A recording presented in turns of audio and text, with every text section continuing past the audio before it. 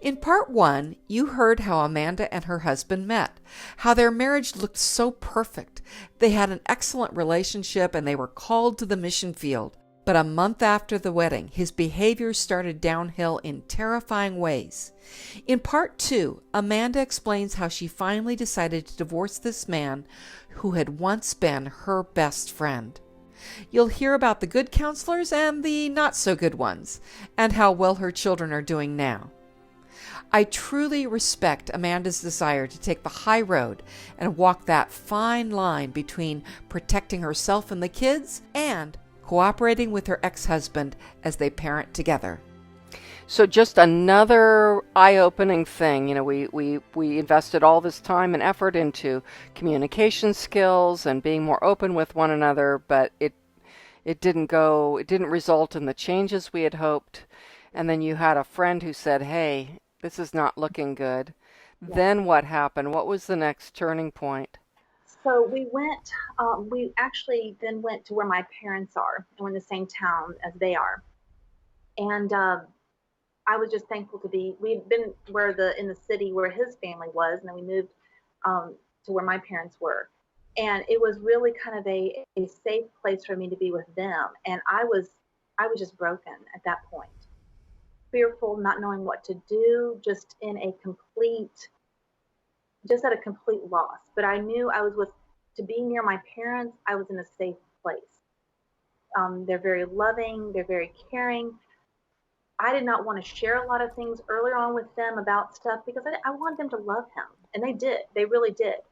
But when we got there to that town where they are and where we still are now, he started showing a lot of behaviors towards them, accusing them of part of a conspiracy, just a lot of other stuff. It was very high conflict, and we were not even able to be in the same ring together hardly at all. We were.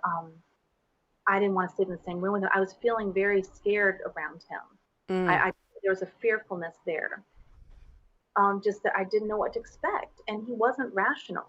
And like for example, one night we were coming home from my parents' house, and we were living literally around the corner. We were in a church house that we were using that place, and the road from my parents' house is a frequently traveled road by a lot of police officers coming up and down. And we had pulled out and we're driving back, and apparently I didn't even notice the time.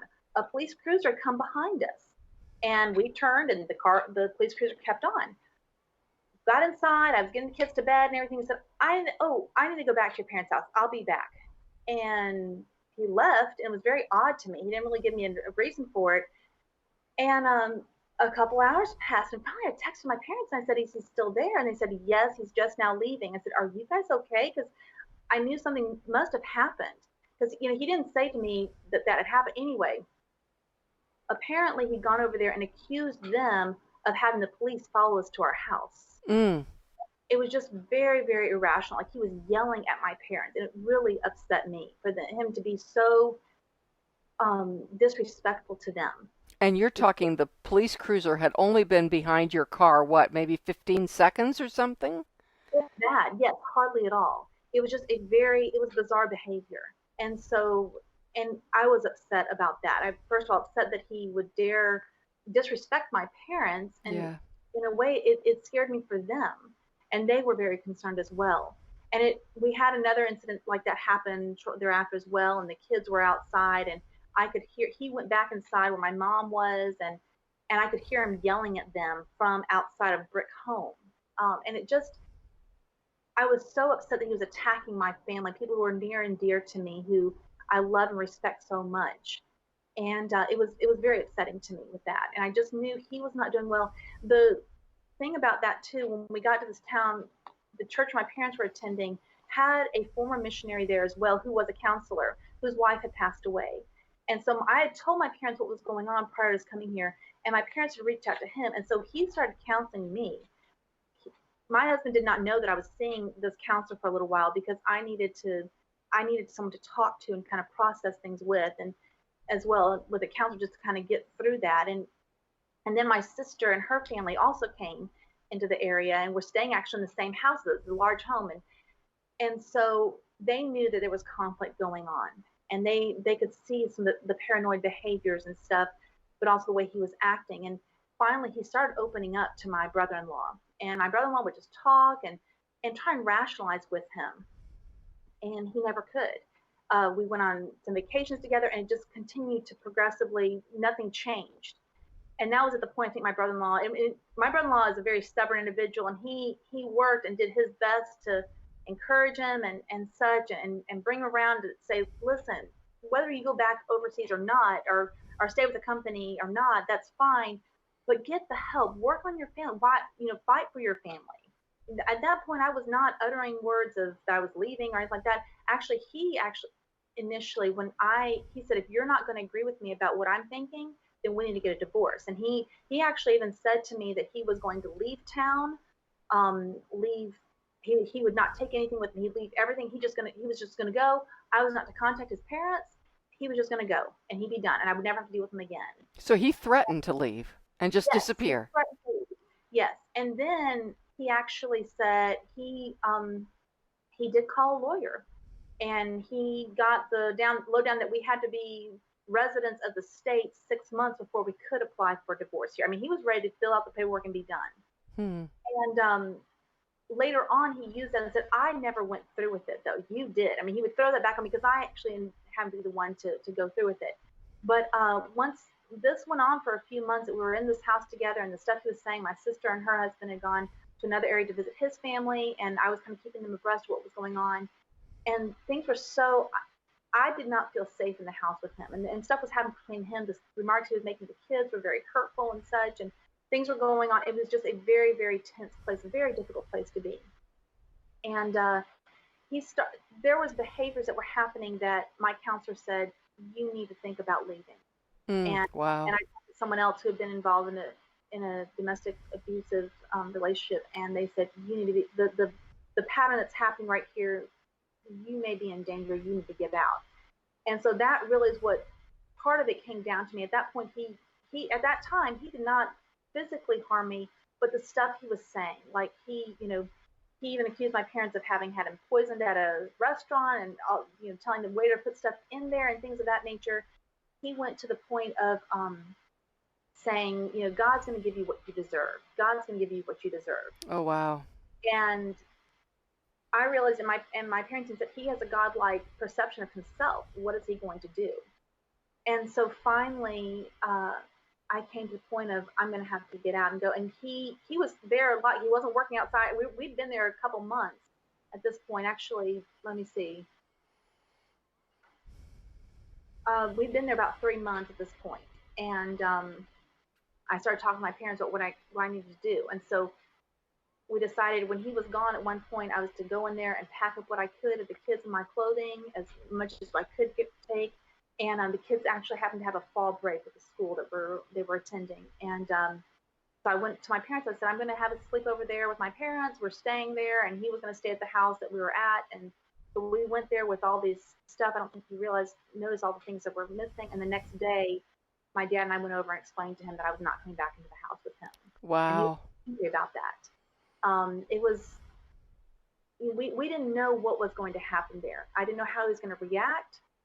I actually did meet with a lawyer before that, because I just wanted to see what can I do to get him help? Can I have him commit? What can I do? What are my rights? What can I do? And so the lawyer was a member of my parents' church, and walked me through a lot of things. I mean, there's no way to commit somebody who's having paranoid thoughts unless they're a threat to themselves or to others. And there was no concrete threat that I could make. There's no police reports, anything like that. And I certainly didn't want to get to that point. So, but I also wanted to hold him accountable too. And I said, we're leaving. We're not coming back until you get help and you start seeing somebody to change. We can't stay in this environment with you. And he was very upset and all. Of course, I mean, naturally, but it Sure. just, it was such. I just remember going to my parents' home, and recently there was somebody on the private page who talked about how they just could not function. They were just constantly crying, and their family had to come in and pack them up and all that. And that was how I felt. I mean, I just could not function. I didn't know washing the dishes was exhausting to me. Just things like that. It was just overwhelming. It was the most difficult thing I did, because I loved him. I really did, and cared deeply about him. And yet the things that were happening, just the constant eggshells, the threatening, menacing comments and things of that nature, and the way it was affecting our children, I knew we couldn't stay. It was not a safe place to be. Yeah, absolutely. No, I mean, you could see the pattern going, and your family could see the pattern, your brothers-in-law and your parents, and it just didn't look like it was turning around. He wasn't getting help. He wasn't taking the steps that multiple people had told him, you've got to take this seriously, and he wasn't, and in fact was getting more scary. I think it's I mean, so many, I applaud your courage, because so many women would have, you know, after having lived in that pattern of making excuses for him and just hoping more and more and putting that on themselves. Maybe I need to hope more, pray more, fast more, submit more, be more sexually available, whatever. Um, you know, it was good that you kind of came to this reality that he's not on the path to improvement. He's not taking steps. He's not investing any time or energy or money or emotional intention to address his really serious, mental health issue. And I think I applaud you. A lot of people would have let that go to a point of tremendous violence. And it sounds like you really acted, and kudos to your dad for going over there with you and just saying, this is it, and she's not coming back. And hallelujah for good dads. I appreciate Yeah. that.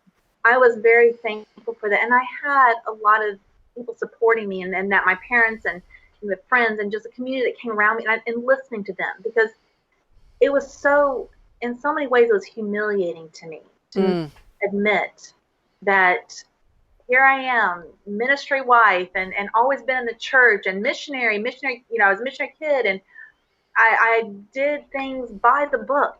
I was such a compliant child, and here I am having to make this move. And truthfully, I really wanted him to desire to change of in that. course. I wanted Yeah. it to come out.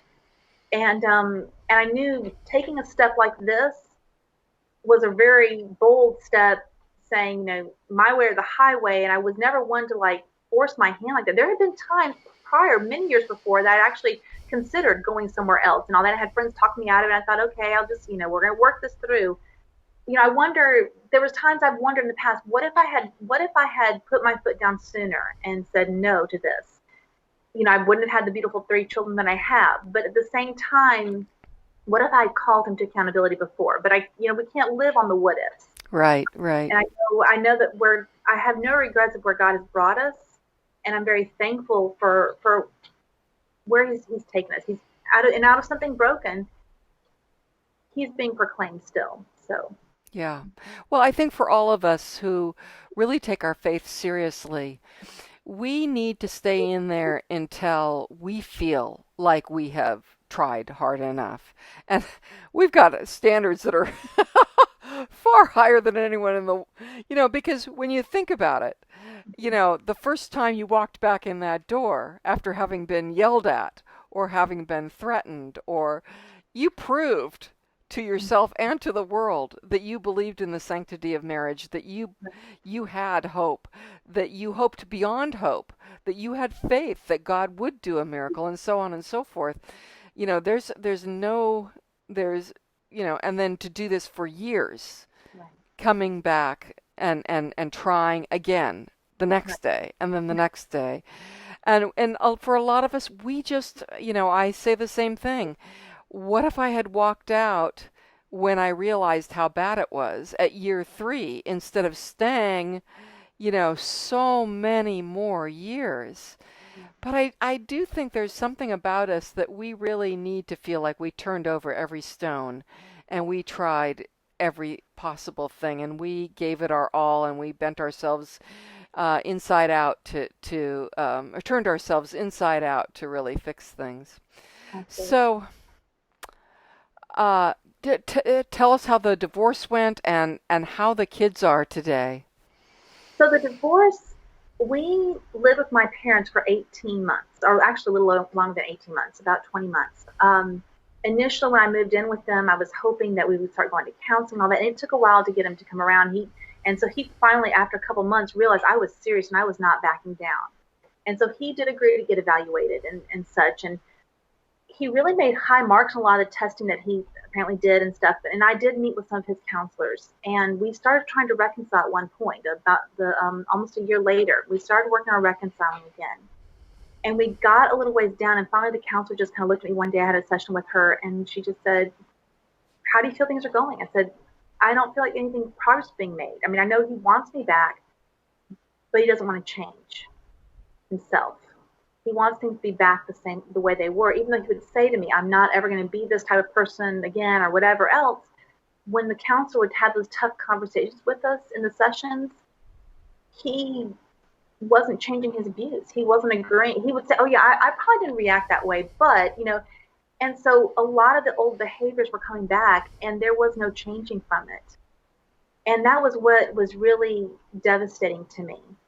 And it was such a hard decision to come to and say, because at one point I thought, the state that we live in does not have any laws or any sort of protections if you're separated. Mm. So I could take the kids somewhere, he could take the kids somewhere. There was nothing to protect us, and I didn't know where he was at necessarily in his mind. We had initially, when he first separated, there's a lot of angry texting going back and forth, and then a few months later he became more humble in his responses to me and such and all, and with that, but he wasn't willing necessarily to make the changes. And so Right. the couples counseling we were doing ended, and we actually did talk with a psychologist at one point, and he'd gotten evaluated and such, and he'd done really well with the evaluation until he got to a point where the guy said, "Well, I don't really see anything unless you were to tell me that you have these thoughts of, some paranoid thoughts." And he said, "Well, actually, I do." And he kind of outed himself to this guy. And so when he let me talk to this person, and he said, and the psychologist said, "I would not have seen any other red flags. I think they'd done this. I don't know if they'd met in person or not. Yeah, well, I talked to the person on the phone. So if they'd met in person, so he said, I really didn't see any red flags until he just straightforward admitted to me these are some of the thoughts he had."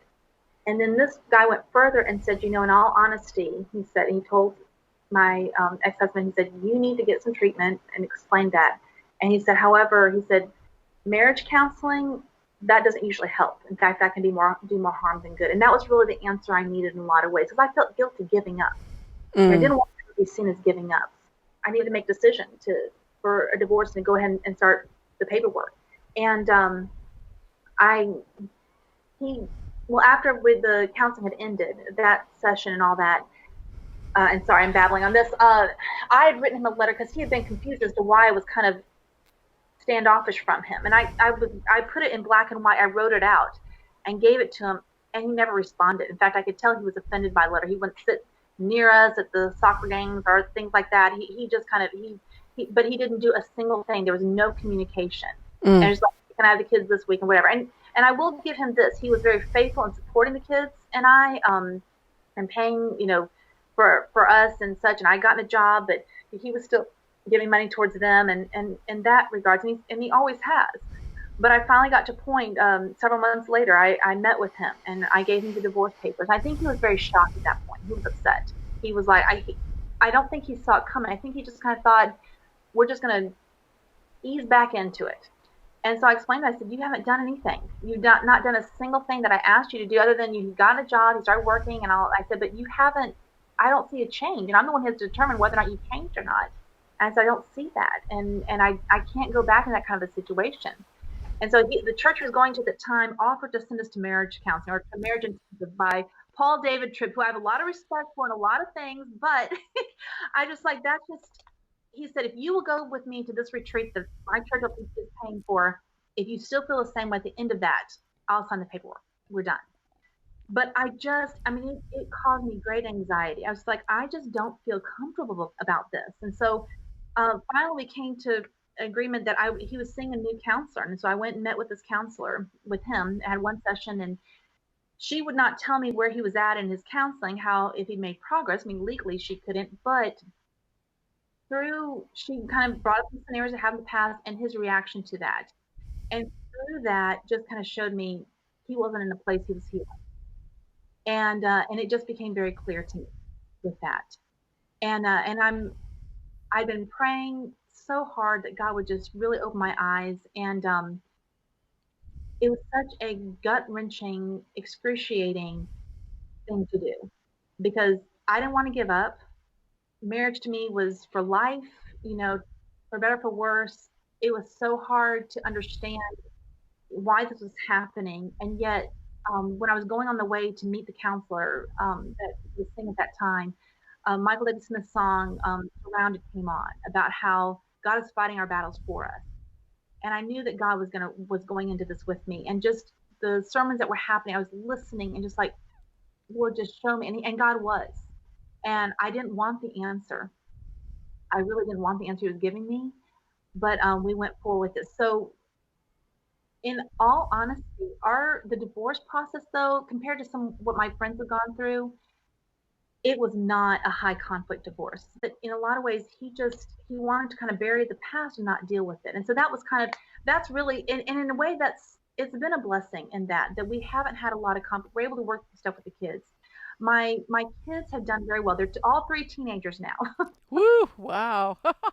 They're about all of them are a little around 2 years apart. Each of them stair steps. My oldest will be a senior and a sophomore and an eighth grader this next school year. And so that's been my biggest um, drive, my biggest desire. Which one thing I really respect so much about you, and I don't think that it needs to be done for everybody. But you said I need to focus on raising my kids. I'm not dating, and that's kind of the feeling that I've had. What's given me peace too. It's like I have a very short amount of time left with my children right now as teenagers, and I want to get them in the best position, ready for going to where they're going in the future. I mean, they're almost adults now, and so and they're my pride and joy, and they love me, they love their dad, and I want that. I don't want to turn them against him.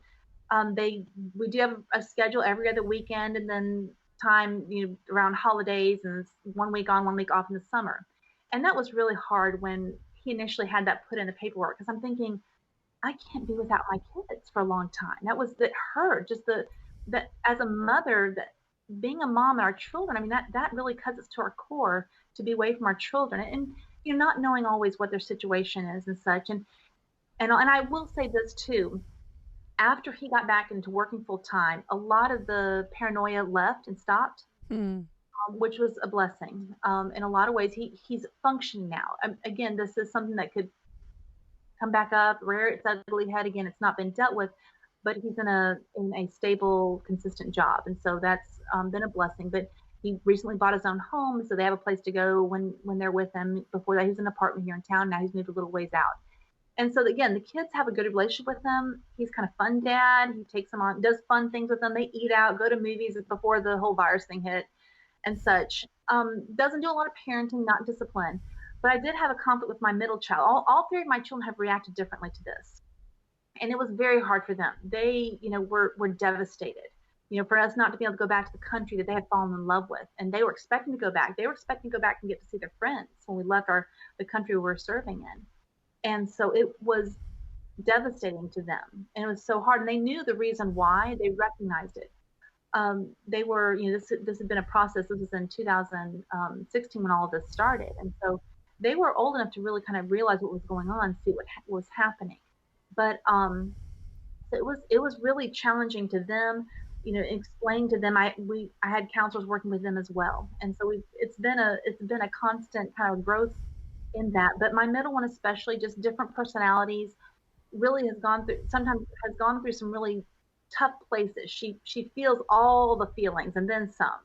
And so there were some times she and I had conflict together. And one I remember very clear one point she was leaving, going to her dad's house. She was done. She was going to move in with him. And I was fortunate that her dad backed me up, and that's a rarity. But I had at that point when I knew she had left the house and was going there and she was not coming back, I started calling prayer warriors in, and my parents, and I admit what was going on. I called people and said, please be praying, and God really covered that. And her dad was supportive of me as well. He let her stay the night and brought her back home the next day, and things worked out and such. But it's not been perfect. I mean, the kids have had their struggles and all that, but they're thriving. They're doing well in school. My oldest actually has been in a lot of these leadership positions. She got a leadership scholarship to go to college this summer for a month. Of course, unfortunately, all turned out into a online schooling and everything and stuff. And so they've all done well. And they my younger two in their middle school, that the last year they had the awards ceremony before this past year, they both got like the top student of their middle school. Wow, congratulations. This is great. So I was very thankful, but again, it wasn't because I'm a perfect parent, but we serve a perfect God, and really so much prayer and so much. I mean, just it's a constant battle because fear really wants to control me in that, and wanting to control my kids and worrying. I've struggled with, did I leave too late? Are they going to emulate a lot of behaviors they saw growing up? Mm. And where are they in this? And I've had some good books. Boundaries with Teens has helped a lot with that, and working out the conflict and stuff, because my growing up years are very different than theirs. But just being there for them and having late night talks and stuff, and just working through stuff. I've realized my teens love to stay up late. That's when I get to talk with them, when they really want to open up. The quarantine has been challenging, and yet it's really fostered a lot of good talking times together. In fact, one of the things that's been very interesting to come out of is, kind of just a family powwow. We can't have friends over, we can't go to friends' houses and stuff. And I want to be the home where they bring their friends over here. But we started doing the Enneagram together as a family. They had heard a sermon series on it at their dad's church, and he's been taking them to church when he has them and such. And we started talking about the Enneagrams, and it was really a neat thing to kind of work through. And then I bought a book on the about knowing the Enneagrams better and just kind of understanding, because it helped me understand my kids. Mm. I never walked through as a kid with divorce, and so many people are like, oh, that will mess your children up. They will be drug addicts. They will not follow Jesus, all this other stuff. And we're in a much happier home right now. I mean, I don't ever want to encourage anybody to ever get a divorce, because it's extremely painful. I mean, it hurts deeply. But at the same time, I have a joy in my life. I'm a different person than I was, like you said, a year ago. And God has just blessed me in so many ways, and also just kind of grown me. So much is built up from that, and as a human being, I'm still struggling with that as a woman, and a mom, a teacher, I'm a daughter, all those sort of things. I struggle, and yet I just see where God has brought us, and remembering that constant thing of gratitude. I've really tried to drill that into my kids' heads and pray for them. I mean, the moment I start worrying, especially sometimes late at night, and the thoughts start popping in my head, what if, what if, what if?